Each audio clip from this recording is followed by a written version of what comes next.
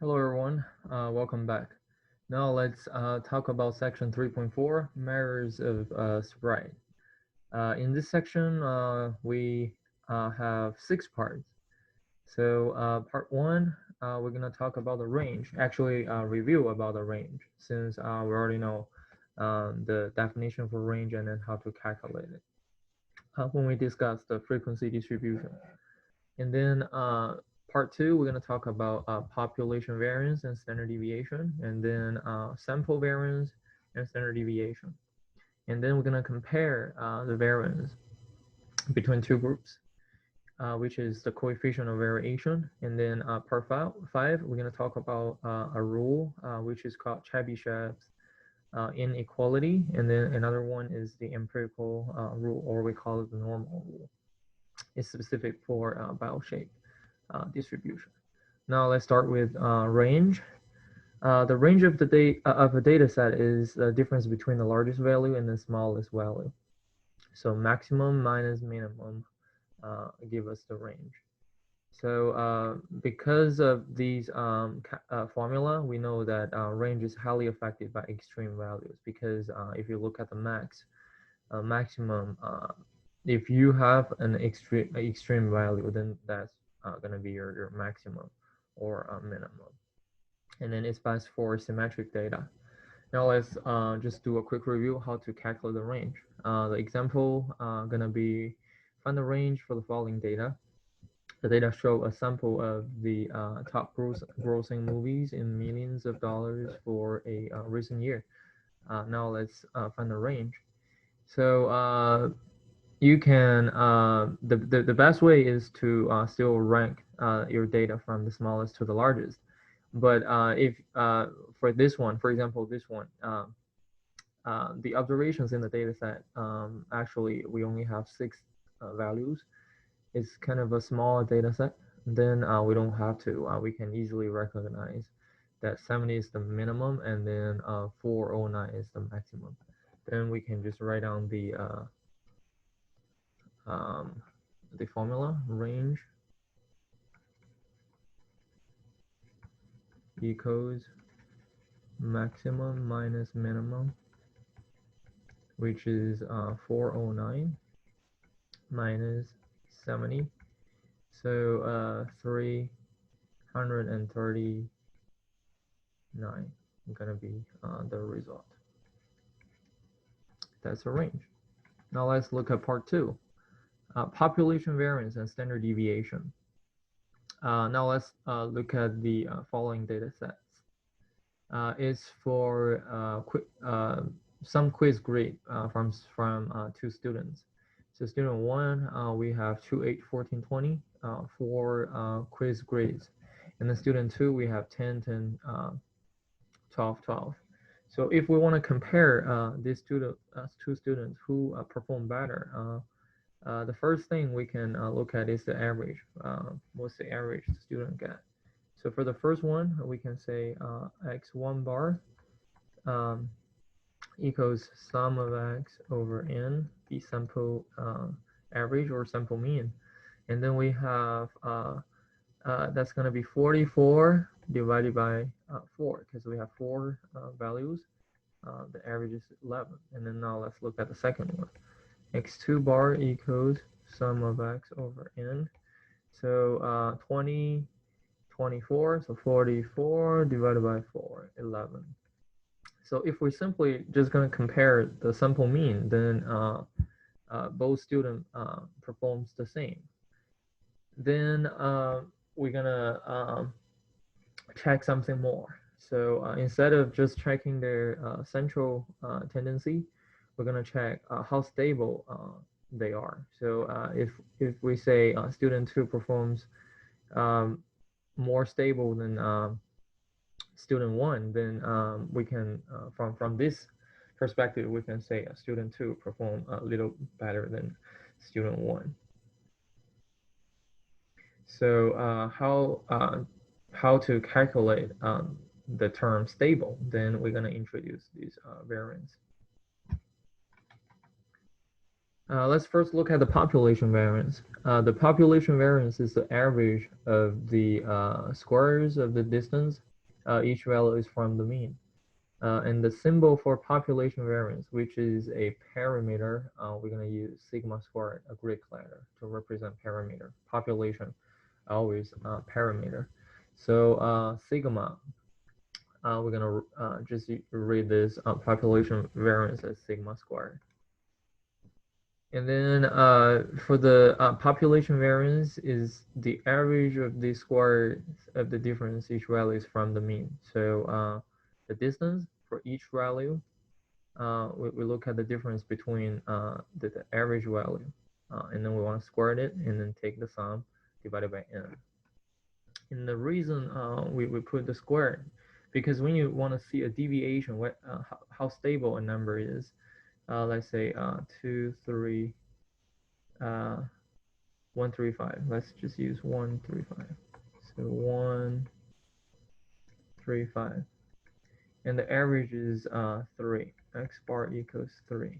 So if you want to look at the difference, how stable it is, you just look at whether this value, how far it is from the mean. So 1 and 3, so we got a -2. So that's the deviation from this value. And then from 3, we got a deviation of 0 because 3 minus 3, that's 0. And then for 5, we got a deviation of +2. So if we want to look at how stable this whole data set is, then we can just look at these deviations. So we can simply take sum. But know that we have positive deviation, we have negative deviation. Then this positive deviation, negative deviation are going to cancel out. So the problem is you cannot just use the sum of the difference to look at the variation. Then we put the square there, just get rid of the sign so that we have something measurable. So sum of the squared deviation divided by how many numbers we have is the population variance. And again, x represent the individual value. And then mu represent the population mean. And then n is the population size. The capital N is the population size.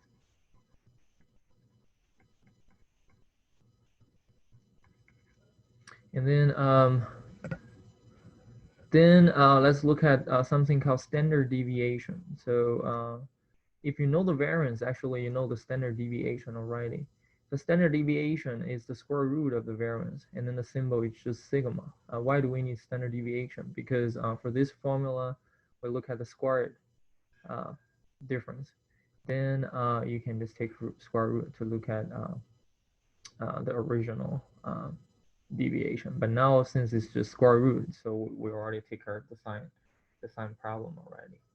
So the formula is just simply after you got your variance, take square root of that number. That's your standard deviation. So now we finished discussing the population variance and standard deviation. Now let's look at part 3, sample variance and standard deviation. So if we use the population formula to calculate the sample variance, then the sample variance will underestimate the population variance due to a relative small n. Because let's recall the inferential statistics. Inferential statistics, we always want to use the sample information to estimate the population information. But for sample, there is a kind of common problem, which is the small n. It's a small sample size, especially compared with the large population number. So we are going to have an underestimate problem. Therefore, instead of just dividing by n to get the estimated value a little larger, increase it. So if you divide it by a smaller number, then the whole thing gonna increase. So if this denominator decrease, and the whole thing gonna increase, because we're gonna face the underestimate problem. So make this estimated variance larger. We're gonna divide it by n minus 1, and then we call it an unbiased estimate of the population variance. So the formula going to be very similar to the population one. So sum of each individual x minus, now we don't use the population mean. We're talking about the sample. So sample mean squared deviation divided by, should be n, but to make it n biased, we're going to divide it by n minus 1. So individual value, sample mean, and then sample size. Now let's look at the sample standard deviation. Still just square root of the variance is the sample standard deviation. Now let's find the sample standard deviation based on the formula introduced standard deviation of variance. So we're going to look at the square root one for the student quiz example. For student 1, we have sample standard deviation for student 1 equals square root of sum of x minus x bar. So x bar equals 11 for both of the two students, squared over n minus 1. So that is, let's expand this equation. Sum of x, any value there minus the mean. So we're going to look at the first one, 2 minus the mean, squared it, and plus 8 minus mean, squared it, plus 14 minus the mean, square it, and then plus 20 minus the mean, square it. And then we're going to divide it by, so this is everything already. So we already take the sum. So this, everything add up together, which means the sum. So the capital sigma is right here. And then divided by n minus 1. So we have 4 as the sample size, 4 numbers in the data set. So minus 1 to adjust that value. So now if we calculate it, we have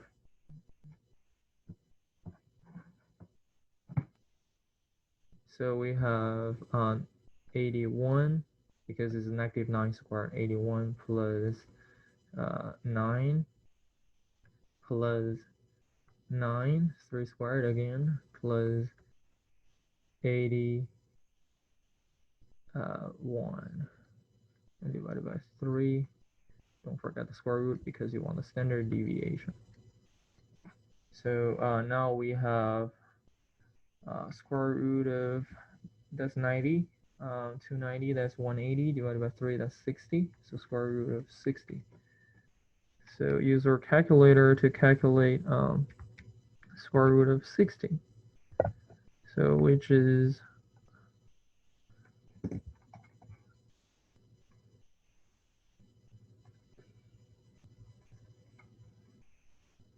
okay, this is just a calculator, so never mind. Square root of 60, which is 7.746.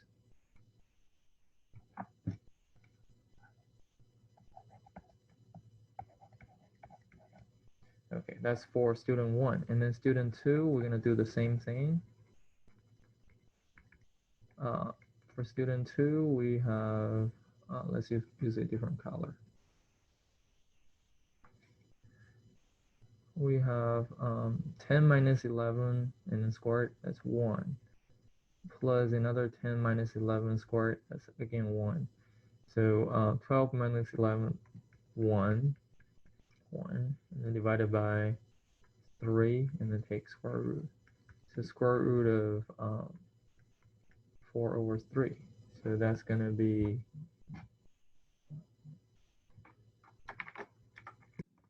4 divided by 3 to the power of half. 1.14155. 1.155. 1.155. Okay, so clearly, although the sample mean for both students are the same, but the standard deviation quite for both students are quite different. For the second student, the sample standard deviation is kind of small, so that indicates student 2 is more stable on the test. if you look at the grade, the score, it kind of just match with what we got from the population standard deviation. So students who got 10, 10, 12, 12, it's very stable all around, just the mean 11. The student 1 sometimes got 2, sometimes got 20, so less stable than student 2. Okay, so now let's look at another shortcut formula. Oops. So I think we have to select this. Yeah, shortcut formula for sample variance. So sometimes for a little larger data set, this shortcut formula is easier for the calculation. So x squared equals n times sum of x squared minus sum of x, the whole thing squared, and divided by n times n minus 1. This symbol is not the same as this symbol. So sum of x squared means you squared every single value in your data set and then take the sum, add up every squared value together. And then sum of x squared means you first take sum of all your value and then square it. So now let's look at how to use this shortcut formula. So we can always generate a little table just to help us to calculate the sum of x and sum of x squared. So we have value 2, 8, 14, 20. Then if we add up all those together, that is sum of x, which is 44. And then for the squared value, so 2 squared, that's 4, 64, and then 14 squared, 196, and 20 squared, that's 400. Then we can take sum of all the squared value. So that's the sum from this column. Sum of x squared equals 4 plus 64 plus 196 plus 400. So that's going to be 68 plus 596, which is 664.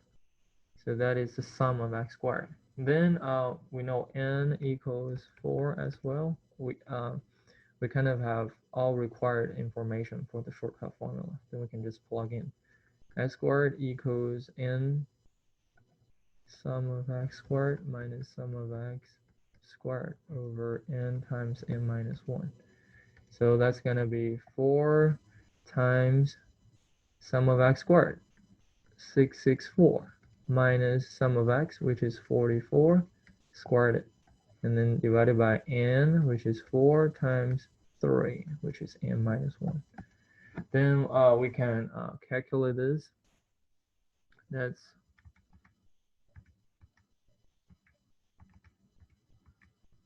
720. So 720 divided by 12. We got 60. So the sample variance is 60. So S, which is the sample standard deviation, equals square root of 60, which is the same as before, 7.746. Okay, so now we know how to use this shortcut formula. Then let's look at this practice problem. Find the sample standard deviation of the heights for the 5 starting players on team 2. So on team 2 only. Then we have the formula stated here. We can just use it. Square root of sum of x squared, 28281, minus sum of x squared, so 375 squared over n. We have 5 values, right? And then divided by 5 minus 1. So that's going to be 28281 minus 375 squared divided by 5. So 156 divided by 4. Don't forget the square root. And then that is 39, square root of 39. And which is, we'll use this calculator. 39 square root 6.245.